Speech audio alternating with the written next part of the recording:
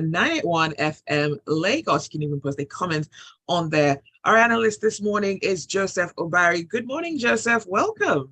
Good morning, Zibby. Good morning, Lagos. Thanks for joining us. Awesome. So we're starting off with Punch. Now, the National Economic Council asked the federal government to put the June deadline for the petroleum subsidy removal on hold. Now, this is pending the review of the existing plans to provide palliatives for Nigerians. Now, while arguing that the subsidy should not be removed now, the council said the federal government would broaden consultations with state governments and other stakeholders across the country. I think the key thing here is that the council did not say that subsidy should not be removed at all, but they are concerned about the timing and the fact that so many preparations that should lead to the removal, and they are not satisfied that they are actually in place. So we talk about palliatives and other interventions, government plans. It seems to be haphazardly planned. And that's been the concern of everybody, apart from those who are planning to remove the subsidy up till now. And I'm glad that the National Economic Council has been discerning enough to see the gaps that exist in this whole plan. You have a new administration coming in, and you intend to remove subsidy just as they're coming in. So you're going to take the action ahead of them, or you're going to leave it to them to take it. So one way or the other, they must be involved in the planning of how that was going to happen. But not only that, the budgetary requirements for accommodating the different the expenditure that will follow this removal of subsidy were not captured in the budget for the whole year. So these are critical issues, and budgets are actually acts of the National Assembly. We don't just read budgets and then it's a budget. It is actually an act, which it means that it's a law and it's operative as a law. And so for you to act on a budget, you need to ensure that it is captured, the legal framework for it to be able to operate as an act is there. So you will require amending the existing Appropriation Act and changing what is already passed by the National Assembly and accented by the President. So there are so many moving parts concerning this. But most importantly, what the council advised is that should be broader consultation. Most interest groups concerning the removal of subsidy have come to accept the fact that we can't do without removing the subsidy, because it's a bottomless pit for us and a vortex that swallows up everything that goes into it. But then how should we do it? I think the key question is, how should we remove the subsidy? How should it happen? And when should it happen? Now the when has become very critical too. So I think this is a very wise step, and I'm glad that not everybody in government is just eager to see that we have achieved the result of removing subsidy without thinking of the consequences that will follow. So the council has advised broader consultation, meeting with state governments, getting them involved and all the interest parties on this. And I think it's a very, very important step that has been taken. All right, let's go on to our WhatsApp. We have some messages coming through. Shegun says, repair refineries, then remove oil subsidy. Simple. And it's not as simple as that. I'm sorry. It's not. Yeah, because the money isn't there, really. I'm sorry, I have to come into the money is not there to repair the refineries. In fact, the refineries are obsolete as the way they are right now. They are obsolete. So if you are talking about building new, and we've talked about this on this platform before, if you want to build a new refinery, the new refineries to replace the old ones, they cost a lot of money. What most Nigerians don't realize that Nigeria is broke. Nigeria doesn't have money. We are broke. We are a poor country. So that's the reality on ground. So how do you manage all of this? Yeah. This one's from Pappy. He says on the subsidy removal or suspension, it's like when you postpone a problem, you postpone the D-Day. Okay, let's move on to premium times. The Federal High Court in Abuja declined a request seeking an order postponing the 2023 census that is slated to hold from 3rd to 5th of May. 3rd of May is Wednesday next week, I believe. Now, the judge, Inyang Ekwo, refused to grant the application and asked the applicant to put the defendants, the NPC, on notice. Oh, well, these are all just legal jargon. So what simply means is that, oh, the other party did not know about it, so I'm filing, because the motion is being filed ex parte, means that the other party is not in attendance. So we need to let them know that this case is coming up. It's such an important matter. But why is it that this has become a matter of litigation? Just like we're talking about removing subsidy without proper preparation and adequate preparation and forethought that's required to go into a very critical decision. An individual felt that Mr. Omotoyi felt that he cannot watch and see the census bungled as well. So he went to court and filed an action asking the National Population Commission to suspend the census project by 6 months, right? Because his argument is that he thinks that the National Population Commission is ill prepared for the census. They have not done enough publicity. In fact, the truth is that most Nigerians don't even have an understanding of how the census is going to be conducted. We've been told, oh, it's not more scientific, it will be more accurate, and so on. Can you break it down nitty-gritty? How does it work? How does it work? Because if you're coming to county, people want to know, are people going to come to my house? Are people coming? Am I supposed to stay at home? Am I supposed to go about my business? These whole things are just vaguely spoken about. Some workshops are held here and there, like it's just to tick in the box, but real action is not there. And I felt, an individual felt, this is not adequate preparation, and it doesn't evoke enough confidence in people that this census will be a success. But it remains for the court to decide. And they may throw out the case, they may want to take a decision. It means that the case has to be heard before that date. That's what it means. All right. Yinka says removal of subsidy requires a methodical approach. In fact, it requires a public hearing. It's not something that political elites gather in a coven and all agree to remove it when they're feeding fat to the government. I believe that's why the president-elect said that subsidy has to be discussed and then removed. That discussion is important. Ajayi says the dilly-dallying of the fuel subsidy is because the federal government has not been honest enough to address the real cause. Nigeria has no option but to refine our fuel requirements locally. And another message from JP, he says, we need to stop making excuses for inept governance. Subsidy and its palliatives have been discussed for 10 years with no headway, lack of commitment, and I dare say government benefits from the chaos, hence the lack of accountability. Godwin says experts say it is cost-effective to build new refineries than to repair the obsolete ones. I think this is what gave rise to the modular refineries. Let's go on to the next story. And this one is coming from Daily Trust. The federal government says Nigeria is not changing its no vaccination policy approach to tackling avian influenza. Now, farmers had called on the government to change the policy following continued outbreak of bird flu that has led to the collapse of farms across the country.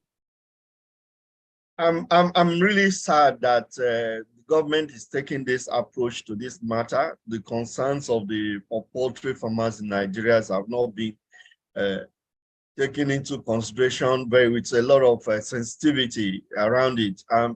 Poultry farmers are complaining that there is egg glut, which means that they are not able to sell their eggs. Some of them are destroying their eggs, they are burying their eggs. They are losing birds now because of avian influenza, and then the government tells them, well, it's our policy not to vaccinate. Oh, we will never import vaccine. It saves us money. How is that a solution? I'm not an agriculturist, and I don't know the details of the benefit of not vaccinating birds. But maybe because I didn't see any scientific explanation in the story to say, oh, if we vaccinate, it predisposes the birds to resistance and all that, and it weakens our protection for that. All I heard is that importing vaccine costs a lot of money. Oh, we have not started manufacturing vaccines locally, so we will not vaccinate the. So where is the solution for the bird farmers? What's the solution to them? So the government is not, it's not enough to say we are sticking with our no vaccination policy, then you can lose all your birds. And this is a critical aspect of the economy, because you're talking about food, you're talking about protein for young people, for families, and so on.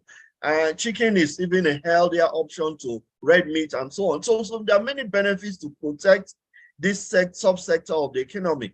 And I don't see where the government is playing that role here.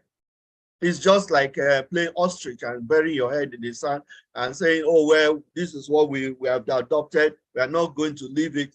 What is the solution? I don't see a solution here. And that's very, very disheartening.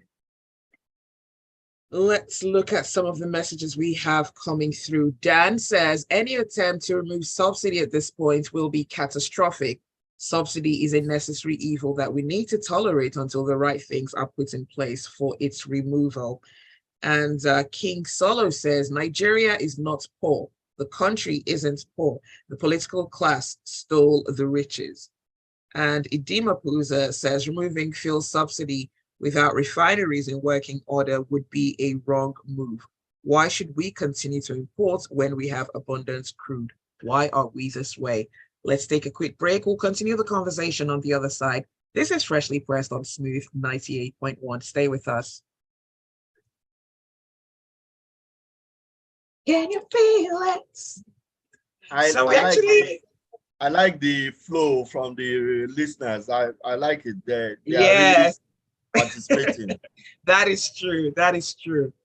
On this egg glut issue, a few days ago, we had a farmer on the show, and we spoke a little bit about avian influenza, but we didn't really get into it because we're focusing on the egg glut thing. So I think this is a conversation we'll probably have in coming weeks about the bird flu, because that's going to be more catastrophic. It's crippling. I mean, it's crippling for the farmers. It just, because when that thing comes, it can wipe out hundreds of thousands of birds. Yep. It can attack one farm and finish the farm completely. That's true. So where does the farmer have any help? The rainy season has come, and he said this is the rainy season. It's it's that time again. Whew. All right, we'll be on in just a few.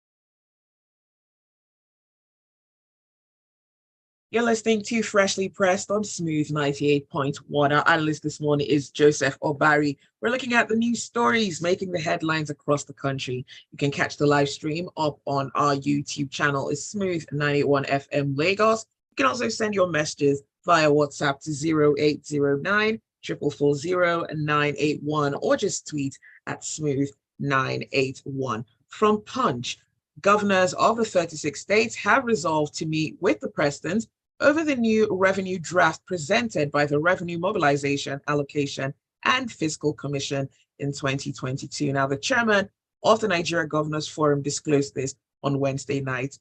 at the meeting of the NGF. Yeah, this is a very welcome development in the sense that the new proposed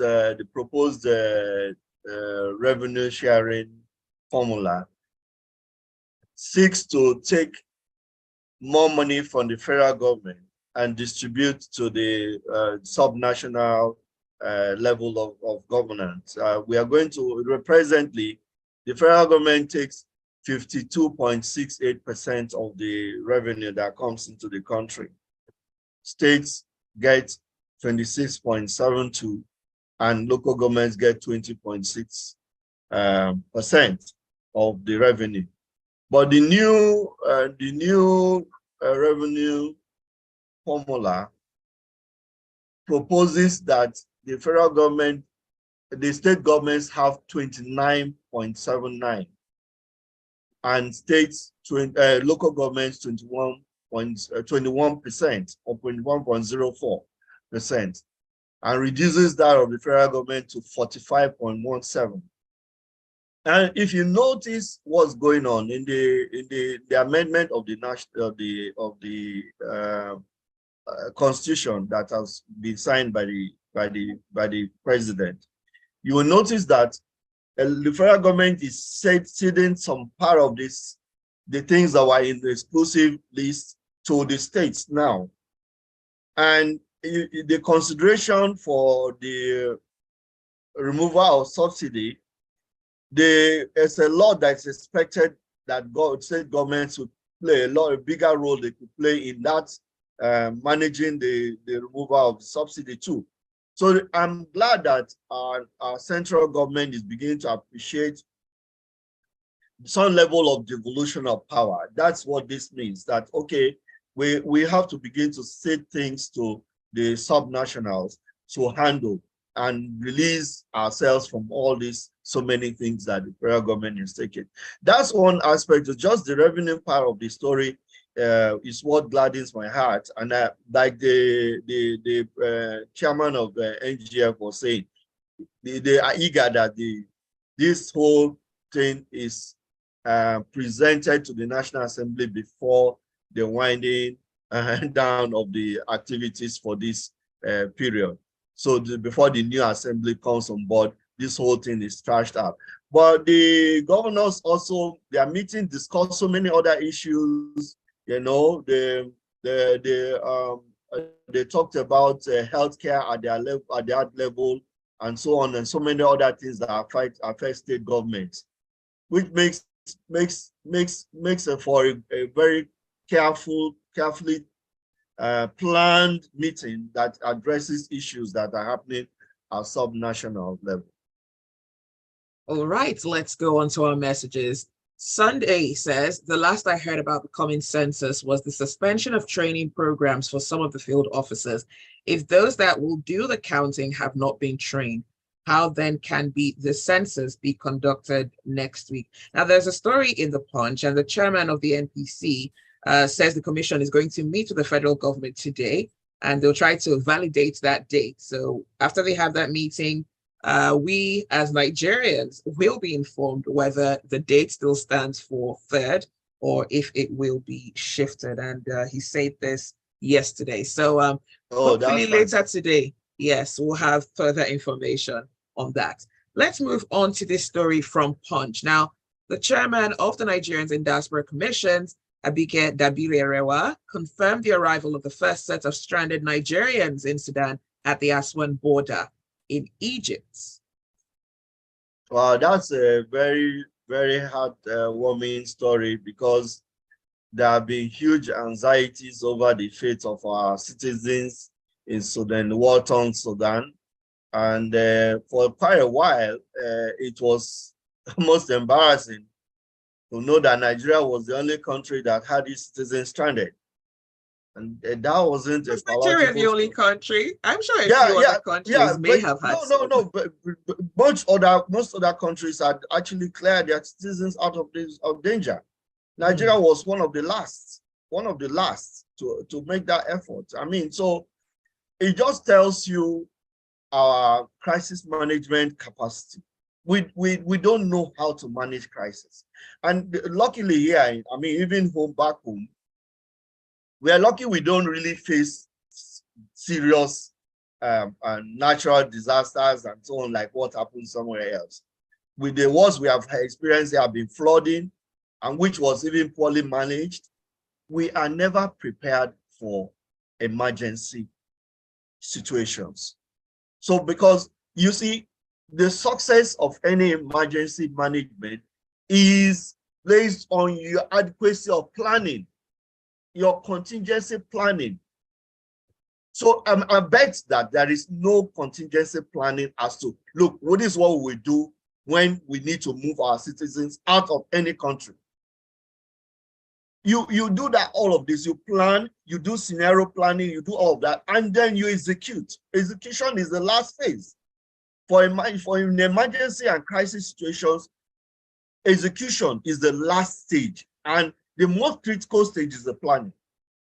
So that shoddiness you saw in all of that, and you have to get buses and all that, is just because there is no template on ground that we use for these things for crisis management. So it's a relief to hear that some of our citizens are now in Egypt, and they will be soon lifted. Air Peace has offered to be able to airlift them back into the country.